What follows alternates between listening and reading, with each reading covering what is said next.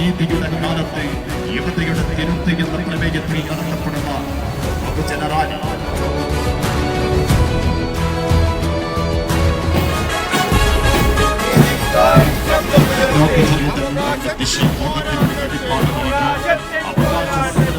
മനുഷ്യർ ചേർന്നു നിൽക്കേണ്ട കാലത്തെ അങ്ങനെ കൂട്ടി നിർത്താൻ ശ്രമിക്കുന്ന ഒരു പാർട്ടി കേരളത്തിൽ അഭിമാനപൂർവ്വം നിലകൊള്ളുന്നുണ്ടെങ്കിൽ ആ പാർട്ടിയുടെ പേരാണ് ഇന്ത്യൻ യൂണിയൻ മുസ്ലിം ലീഗ്.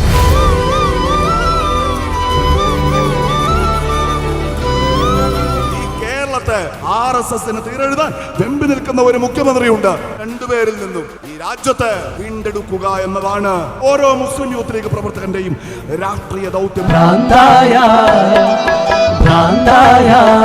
എന്ത് സുഖം സക്കറാത്തുൽ മൗത്ത് എന്ത് രസം